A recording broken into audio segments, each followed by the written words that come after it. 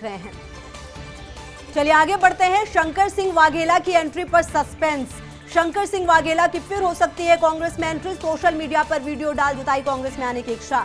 अहमद पटेल के जनाजे में कुछ नेताओं ने की थी वाघेला से बात। भरत सिंह सोलंकी, अर्जुन मोड़वाडिया कर रहे मध्यस्थता। हालांकि इसको लेकर सोनिया राहुल की हरी झंडी मिलने का इंतजार है। वाघेला ने 2017 विधानसभा चुनाव में छोड़ा था कांग्रेस का साथ। मुख्यमंत्री पद के प्रत्याशी नहीं बनाने पर छोड़ी थी कांग्रेस। ऐसे में बड़ा सवाल है कि क्या एक बार फिर से वाघेला की वापसी होगी कांग्रेस में, और अगर होगी तो किन शर्तों के साथ होगी। चलिए आगे बढ़ते हैं। आसाम में कांग्रेस कंफ्यूज। आसाम में मुख्यमंत्री उम्मीदवार को लेकर कांग्रेस पशुपेश में।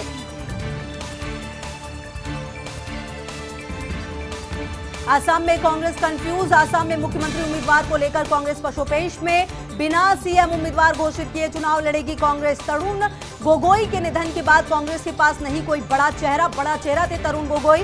हालांकि पार्टी का दारोमदार रहेगा सांसद गौरव गोगोई के ऊपर। फिलहाल नए नेता के नाम पर पार्टी में चल रहा है आंतरिक मतभेद। वहीं एआईसीसी के वरिष्ठ नेता के अनुसार गौरव गोगोई ही विकल्प हैं। हालांकि पार्टी फिलहाल गोगोई को नहीं करेगी सीएम के रूप में प्रोजेक्ट। उसको लेकर अंतिम फैसला चुनाव के बाद करेंगे सोनिया और राहुल गांधी। देखिए आसाम में क्योंकि बीजेपी की सरकार है, जिन 5 राज्यों में चुनाव होने हैं यहाँ पर आसाम ही जगह जहां पर बीजेपी की सरकार। ऐसे में एक बड़ी जिम्मेदारी बतौर विपक्षी पार्टी कांग्रेस की है कि वो सत्ता में आए। और ऐसे में सीएम उम्मीदवार घोषित किए बिना ही क्या चुनाव लड़ेगी कांग्रेस, क्योंकि तरुण गोगोई के निधन के बाद कांग्रेस के पास कोई बड़ा चेहरा नहीं है। हालांकि पार्टी का दारोमदार रहेगा सांसद गौरव गोगोई के ऊपर। फिलहाल नए नेता के नाम पर पार्टी में आंतरिक मतभेद चल रहा है। वहीं एआईसीसी के वरिष्ठ नेता के अनुसार गौरव गोगोई ही विकल्प है। हालांकि पार्टी फिलहाल गोगोई को नहीं करेगी सीएम के रूप में प्रोजेक्ट। उसको लेकर अंतिम फैसला चुनाव के बाद करेंगे सोनिया और राहुल गांधी।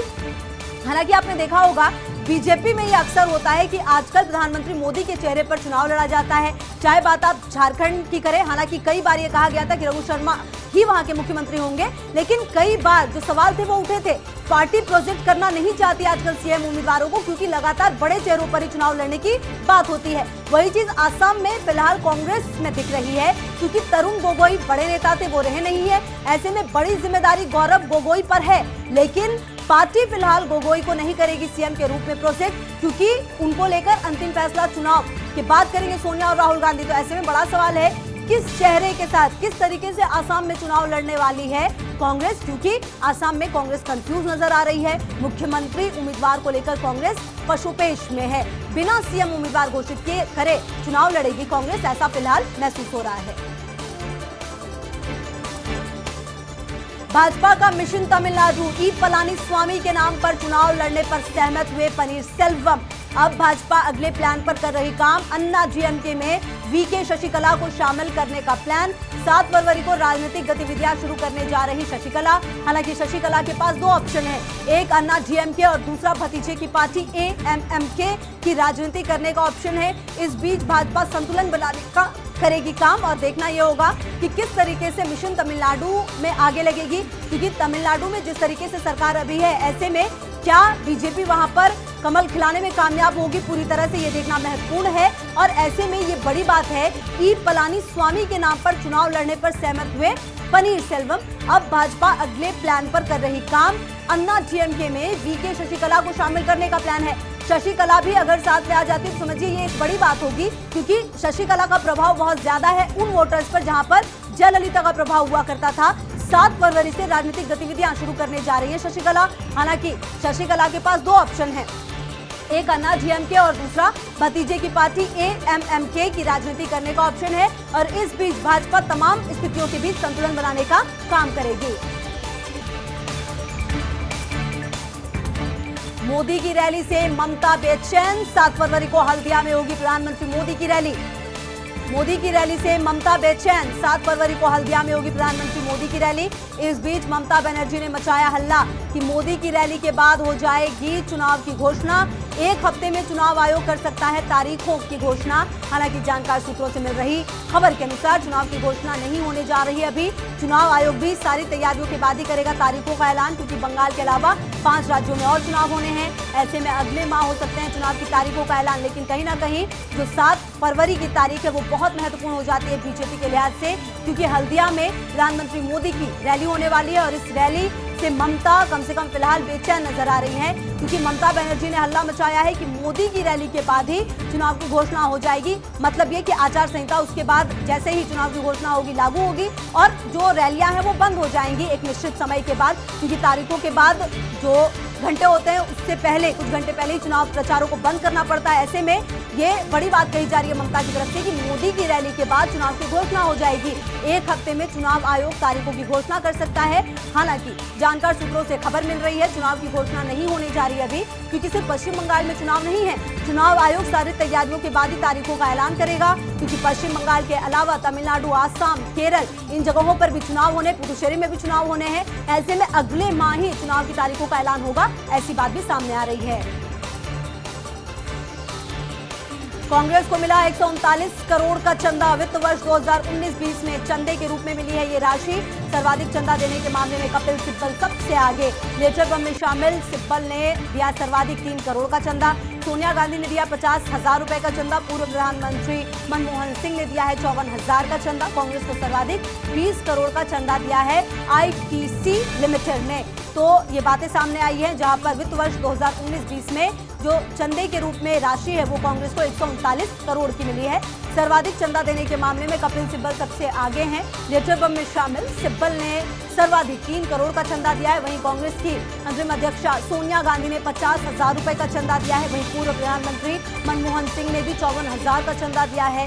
कांग्रेस को सर्वाधिक 20 करोड़ का चंदा आईटीसी लिमिटेड ने दिया है। बहरहाल देखिए, ये हमेशा ही होता है और जिस तरह से ये चंदे की राशि आती है उसके बाद जो चुनावी प्रोग्राम होते हैं उसमें भी किस तरह से एक लिमिटेड राशि खर्च करनी होती है वो भी करनी होती है। ऐसे में कांग्रेस को 139 करोड़ का चंदा मिला है। वित्त वर्ष 2019-20 में चंदे के रूप में ये राशि मिली है और सर्वाधिक चंदा देने के मामले में कपिल सिब्बल सबसे आगे हैं। लेटर बम में शामिल सिब्बल ने सर्वाधिक 3 करोड़ का चंदा दिया। वहीं सोनिया गांधी ने 50,000 रुपए का चंदा दिया और पूर्व प्रधानमंत्री मनमोहन सिंह ने 54,000 का चंदा दिया है। कांग्रेस को सर्वाधिक 20 करोड़ का चंदा दिया है आईटीसी लिमिटेड ने। किसान आंदोलन पर शरद पवार का बयान सामने आया है। देश के भीतरी मामलों में बाहरी दखल ठीक नहीं। किसान आंदोलन पर नेता शरद पवार का बयान सामने आया है। देश के भीतरी मामलों में बाहरी दखल ठीक नहीं, लेकिन केंद्र सरकार आंदोलन से निपटने में नाकाम। दुर्भाग्य से किसान आंदोलन अब अंतर्राष्ट्रीय समस्या। आंदोलनकारियों से सुलह नहीं कर पाई केंद्र सरकार। भारत ने कभी भी सड़क पर कीलें गड़ी हुई नहीं देखी। किसानों के साथ सरकार की कोई सहानुभूति नहीं है।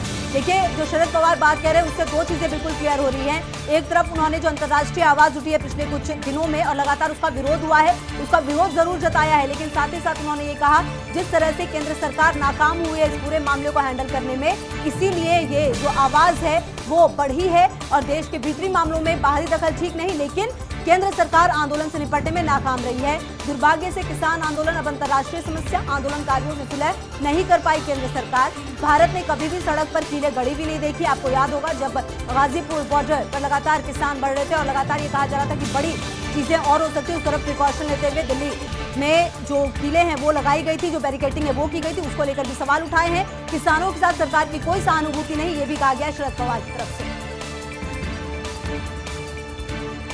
पश्चिम बंगाल में चुनावी माहौल में गर्माहट। टीएमसी और भाजपा दोनों ही कर रहे सरकार बनाने का दावा।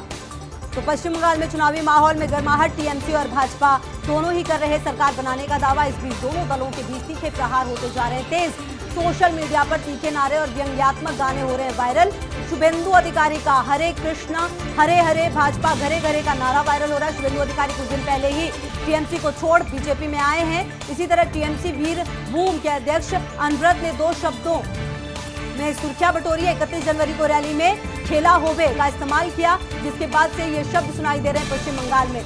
टीएमसी के एक रोड शो में बंगाल के गद्दारों को गोली मारो के नारे सुनाई दे रहे, लेकिन सत्ताधारी दल ने तुरंत इस नारे से बना ली दूरी। तो पश्चिम बंगाल में आने वाले समय में चुनाव और ये चुनाव काफी महत्वपूर्ण और दिलचस्प होता जा रहा है, क्योंकि अगर आप पश्चिम बंगाल की बात करें तो जिस तरह से बीजेपी यहाँ पर सक्रिय हुई है, चाहे बात जेपी नड्डा से शुरुआत की करें और उसके बाद अमित शाह और खुद प्रधानमंत्री मोदी आगामी 7 फरवरी को भी हल्दिया में रैली करेंगे और लगातार ममता बनर्जी की तरफ से भी जो आरोप प्रत्यारोप के दौर हैं वो चलते रहे हैं। ऐसे में ये चुनाव काफी महत्वपूर्ण हो गया है, काफी दिलचस्प हो गया है और इसी बीच दोनों दलों के बीच तीखे प्रहार भी होते जा रहे हैं। सोशल मीडिया जो बड़ा प्लेटफॉर्म बन गया है आजकल लोगों तक पहुंचने का, उस पर तीखे नारे और व्यंग्यात्मक गाने वायरल हो रहे हैं। शुभेंदु अधिकारी का हरे कृष्ण हरे हरे भाजपा घरे घरे का नारा वायरल हो रहा है। शुभेंदु अधिकारी, आपको याद होगा, कुछ दिन पहले टीएमसी का दामन छोड़ बीजेपी में शामिल हुए।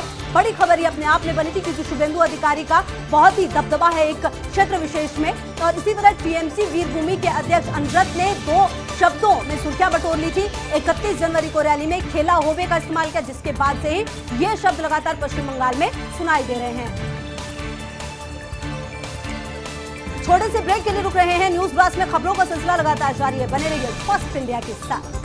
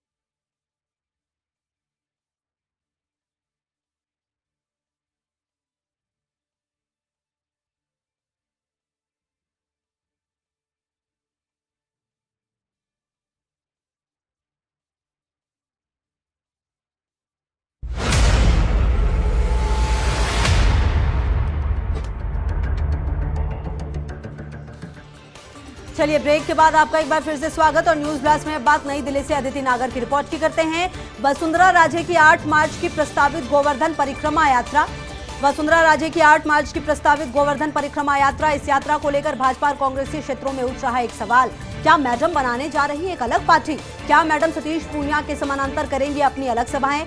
इस बारे में जानकार सूत्रों ने खुलासा किया। कहा, मैडम का अलग पार्टी बनाने का नहीं है कोई सवाल। मैडम है भाजपा की एक अनुशासित कार्यकर्ता। मैडम की स्वर्गीय माता श्री विजया राजे सिंधिया और पूरा परिवार रहा है भाजपा को समर्पित। ऐसे में आखिर कहां उठता है मैडम के पार्टी से अलग होने का सवाल? और अभी 3 दिन पहले ही मैडम कर चुकी अमित शाह से लंबी मुलाकात और फोन पर कर चुकी प्रधानमंत्री से भी बात। दोनों नेताओं को मैडम ने दिया था स्पष्ट आश्वासन, एक निष्ठावान कार्यकर्ता की तरह राजस्थान में पार्टी को मजबूत करने के लिए काम करने का आश्वासन। फिलहाल मैडम दिल्ली में है, पारिवारिक कार्य में व्यस्त, अपनी बीमार पुत्रवधू निहारिका की देखभाल में व्यस्त हैं। तो दिल्ली से ये रिपोर्ट हम आपको बता रहे हैं, जहां पर सवाल उठने लगे थे कि क्या मैडम अलग पार्टी बनाने जा रही है, क्योंकि जो यात्रा है वो प्रस्तावित है 8 मार्च को गोवर्धन परिक्रमा की। वसुंधरा राजे की इस यात्रा को लेकर भाजपा और कांग्रेसी क्षेत्रों में उठ रहा है एक सवाल, क्या मैडम बनाने जा रही है एक अलग पार्टी? लेकिन मैडम सतीश पूनिया के समानांतर क्या करेंगे अपनी अलग सभाएं, ये भी सवाल था।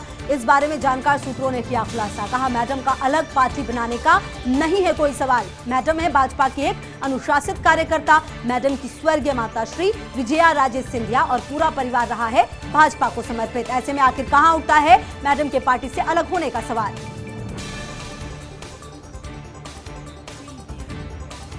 सिद्धांत की राजनीति, उदयपुर निगम में सिद्धांतों और राजनीति के फेर में फंसे भाजपा पार्षद। निगम के सर्वे सर्वा बात बात पर आड़े लाते अपने सिद्धांत। उधर इनसे छोटे वाले नेताजी शहर में जमा रहे अपना वर्चस्व। सुना है भाई साहब की छत्र छाया में रहकर करना चाहते हैं खुद को स्थापित। ऐसे में पार्षद निगम मुखिया के सिद्धांतों भरी बात सुनकर होते व्यथित, तो फिर छोटे साहब इन पार्षदों को देते राहत भरी दिलासा। हालांकि इन सब से नहीं भरता बेचारे पार्षदों का मन, क्योंकि उन्हें तो अपने वार्डों में विकास के लिए चाहिए बजट, ताकि वोट देने वाली जनता को दे सके अपने कार्यकाल का हिसाब। ऐसे में सिद्धांतों की बात जो है वो सामने आ रही है। और आपको बताएं, सिद्धांतों की ये राजनीति, उदयपुर निगम में सिद्धांतों और राजनीति के फेर में फंसे हैं भाजपा पार्षद। निगम के सर्वे सर्वा बात बात पर आड़े लाते अपने सिद्धांत। इधर उनसे छोटे वाले नेताजी शहर में जमा रहे अपना वर्चस्व। सुना है भाई साहब की छत्र छाया में रहकर करना चाहते हैं खुद को स्थापित। मरुधरा में गैंग वॉर। जी हां, चुरू की गैंग वॉर में 2 बदमाश सहित 4 की मौत। संपत नेहरा गैंग ने जिसे धमकी दी उसे ढेर किया। तमाशबीन हो रही पुलिस, नहीं लगा कुछ हाथ। चुरू के राजगढ़ में गैंग वॉर का इतिहास पुराना है। 1970 में सिटिंग एमएलए शीश राम की हुई थी हत्या। उसके बाद लगातार राजगढ़ की गलियों में गूंजी गोलियां। ट्रांसपोर्टर शराब माफिया के साथ सफेदपोश भी शामिल। चुरू के राजगढ़ में गैंग वॉर का इतिहास पुराना। 1970 में सिटिंग एमएलए शीश राम की हुई थी हत्या। उसके बाद लगातार राजगढ़ की गलियां गूंजी है गोलियों से। ट्रांसपोर्टर शराब माफिया के साथ सफेदपोश भी शामिल। और लक्ष्मण राघव हमारे सहयोगी लगातार इस खबर पर नजर बनाए हुए हैं। लक्ष्मण, सबसे पहले इस खबर को फर्स्ट इंडिया पर हमने दिखाया, हमने जो बातें कही उसको लगातार आईजी ने भी कहा कि हाँ 4 लोगों की जान गई। क्या कुछ पूरा अपडेट अभी तक आपके पास इस पूरे मामले में लक्ष्मण?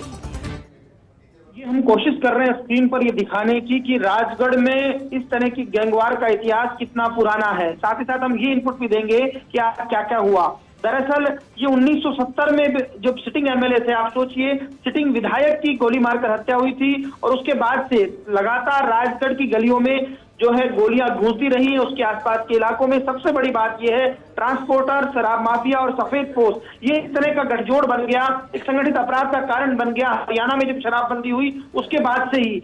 इसके बाद जो है हरियाणा पुलिस ने एक एनकाउंटर किया, 2.5-3 लाख का इनामी था अनिल, और उस एनकाउंटर के बाद वहां के जो गैंगस्टर थे या जो यहाँ से जैसे राजगढ़ से जो निकले लोग थे, उनको लगा कि यहाँ मुखबरी होती है। उसके बाद लगातार निशाने पर आए और करतार सिंह नाम के शख्स की गांव के बीचों बीच एक कोई कार्यक्रम चल रहा था, उसमें गोली मारकर हत्या कर दी। तब से ये चल रहा है। लेकिन अभी की हम बात करें बहुत रिसेंटली, तो संपत नेहरा की जो सबसे बड़ी बात है, जिसको भी धमकी दी उस धमकी पर वो खरा उतरा, यानी कहकर उसने ऐसा किया है, तो ये पुलिस के लिए बड़ा सवाल। दूसरी बात, संपत का पहला केस राजगढ़ में मैदान सुनार की डकैती थी और उसके बाद यदि हम देखें अजय जयपुर का जो मर्डर हुआ, कोर्ट में जो गोली मारी। मैं आपको बहुत इंपॉर्टेंट बात बता दूं कि अजय मर्डर केस में हरियाणा के मिंटू रसिया जो बदमाश था, उसकी 2 दिन पहले ही जमानत हुई थी और अभी वो जेल से बाहर नहीं आया है भले ही, लेकिन उसके बाद इस घटना का होना ये बताता है कहीं ना कहीं कि किस तरह से संपत नेहरा गैंग जो है अपने मंसूबों को हमेशा अपने मंसूबों पर खरा उतरने में कामयाब हो जाती है, पुलिस को धत्ता बता देती है। संपत नेहरा गैंग का एक तरह से कहिएगा जिस तरह से इसने वारदातों को अंजाम दिया है, भले ही वो जेल में है लेकिन उसके बावजूद, तो एक बड़ा सवाल है आज की यदि हम बात करें जिस तरह घटना को अंजाम दिया गया। 4 लोग मारे गए हैं, 2 बदमाश हैं, 2 के बारे में पुलिस खंगाल रही है।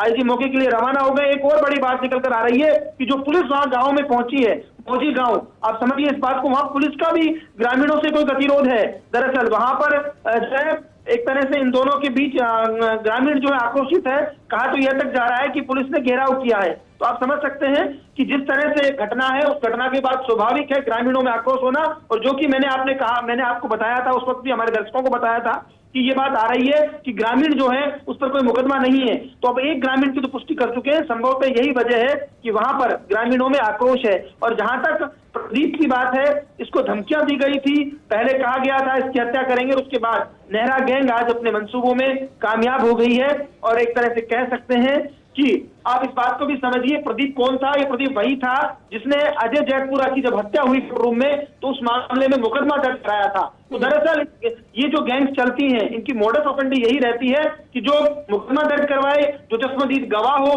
उसको खत्म कर दिया जाए, खल्लास कर दिया जाए, एक तरह से कहिएगा उस पर काम करती है, थ्योरी पर। और ठीक ऐसे करती है जैसे हम किसी वेब सीरीज में देखते हैं, किसी फिल्म में देखते हैं, तो उन वेब सीरीज के आधार पर जिस तरह की घटनाएं आती है, तो ऐसा लगता है कि इन्होंने रियल लाइफ को रियल लाइफ में बदल दिया है और मरुधरा में गैंगवार को एक रोजमर्रा किसी चीज बना दी है। मुझे लगता है अब इस पर सख्त एक्शन की जरूरत है। डीजीपी एमएल लाटर से उम्मीद है मुख्यमंत्री अशोक गहलोत बेहद संजीदा हैं, कानून व्यवस्था को लेकर बहुत सारी बातें करते रहते हैं, कहते भी हैं कि FIR इतनी दर्ज हुई है, तो मुझे लगता है कि अब एक्शन का वक्त है, कठोर एक्शन का वक्त है। बिल्कुल, लगातार नजर रहेगी लक्ष्मण, शुक्रिया आपका इन तमाम जानकारियों के लिए। तो कहीं ना कहीं इस पूरे मामले को आप समझिए तो लगातार हमारी ये कोशिश है कि इस पर पल पल की हम आपको अपडेट दें, और अब तक यही है कि 4 लोगों की मौत हुई है। जो IG और जो बड़े ऑफिसर्स हैं वो वहां पर पहुंचेंगे और उसके बाद और तमाम चीजें क्लियर होंगी, खास करके तब जब पुलिस की तरफ से इस पूरे मामले पे ब्रीफिंग दी जाएगी। फिलहाल इस बुलेटिन में इतना ही। खबरों के लिए बने रहिए फर्स्ट इंडिया न्यूज के साथ। नमस्कार।